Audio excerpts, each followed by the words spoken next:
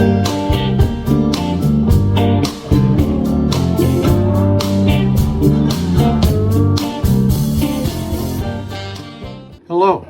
my name is Willis Lamb, Field Supervisor of the LRTC Technical Large Animal Rescue Team in northwestern Nevada. We are an all-risks team that covers multiple counties. We may run anywhere from between 400 and nearly 600 calls per year, depending upon what's going on in the field. But one consistent issue we have to be aware of much of the year involves hyperthermia, otherwise known as a heat-related emergency. With horses in particular, hyperthermia can cause serious and even fatal consequences if not managed properly. The purpose of this video is to share some of the veterinary recommendations and techniques that we use to properly handle and rescue horses that are potential victims of hyperthermia. We'll also cover some key points involving heat exposure issues with responders and civilians at scenes. Hyperthermia can be a true medical emergency in both animals and humans. In this video, we will focus on hyperthermia and its heat impacts on horses as well as humans. Hyperthermia is a condition where a body temperature is greatly above normal. This condition is usually created when the body's thermal regulation is unable to compensate for environmental heat, heat generated by physical exertion, or the combination of the two. Prolonged excess body heat can produce mental impairment, vital organ damage, and cardiac complications. Common causes of hyperthermia include environmental exposure, meaning prolonged exposure to high temperatures and humidity, especially during heat waves. Exertional heat, meaning intense physical activity, particularly in hot environments. Medications and substances such as antidepressants and diuretics, and veterinary sedation can also impede the body's cooling mechanisms. Medical conditions such as underlying illnesses like heart disease, obesity, or dehydration can contribute to hyperthermia. A horse's normal body temperature is between 99.5 and 100.4 degrees. The basic impacts of hyperthermia start occurring at around 103 degrees. Severe impacts of hyperthermia can present at around 106 degrees. The normal pulse rate for a horse is 28 to 40 beats per minute, depending upon size, anxiety, and exertion. In hot conditions, pulse rates above 60 to 80 beats per minute would be of concern. Normal respiration for a horse is 8 to 16 breaths per minute, again depending upon size, anxiety, and exertion. In hot conditions, respiration rates above 40 to 50 breaths per minute, particularly with displays of rapid, shallow breathing or blowing, is indicative of potential hyperthermia. Physical behaviors such as profuse sweating, lethargy, anxiety, agitation, reluctance to move, dry gums, muscle tremors, lack of coordination, and stumbling are also indicators of hyperthermia. Hyperthermia is a true medical emergency. Following the sizing up of a scene and observing signs of potential or actual hypothermia, the following inquiries and protocols should be followed. What is the likely cause and duration? Does the skin feel abnormally hot? And if so, provide shade if possible while continuing your assessment.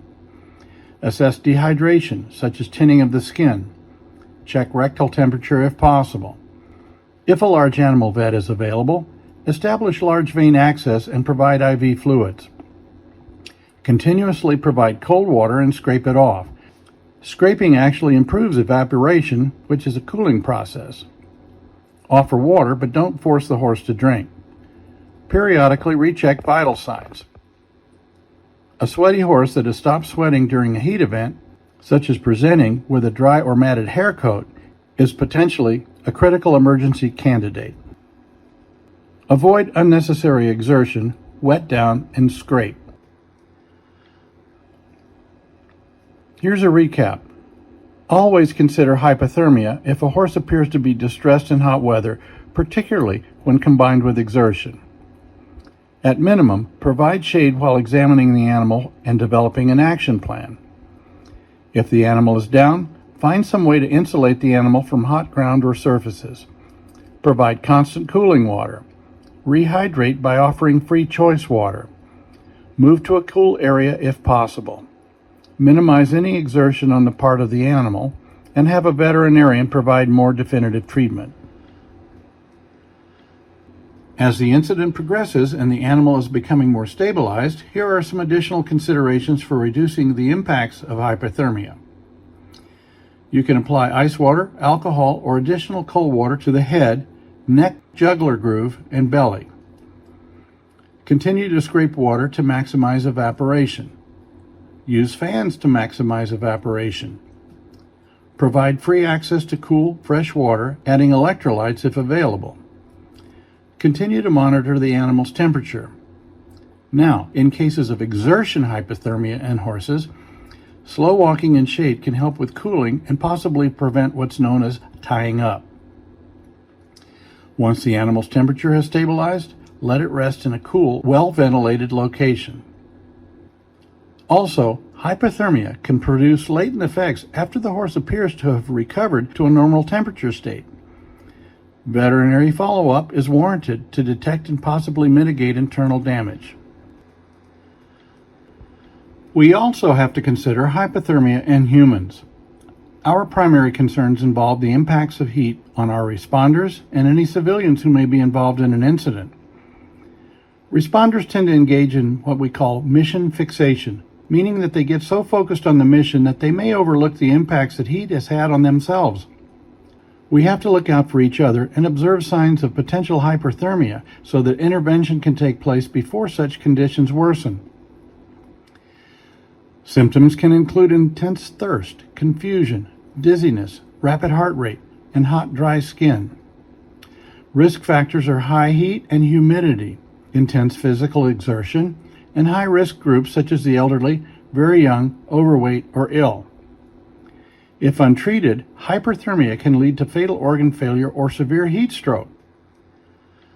Clearly, the appropriate course of action is to address such conditions early on, get the victim to a cool location while minimizing exertion, provide oral fluids if the patient can safely consume them, and apply cold compresses if practicable. If the patient has stopped sweating, is experiencing a throbbing headache, and/or is becoming incoherent, call for EMS forthwith. These are signs of potential heat stroke. Of course, it's better to prevent rather than treat hypothermia. There are steps that we as a responding team can take to reduce the potential for a hyperthermia emergency. Hydrate before or while responding and before you feel thirsty. Don't consume a lot of caffeinated drinks when working in hot weather. Wear loose clothing that breathes. Pace your work. Don't rush strenuous portions of the job. Use neck coolers if you have them, and take regular breaks. If you can, trade off strenuous tasks so that a single responder doesn't risk overheating. At scenes, know which unit has the water and Gatorade cache and where the refreshments are located. Thanks for watching this video. We hope that it has provided some useful material. For more information, please visit lrtcrescue.org.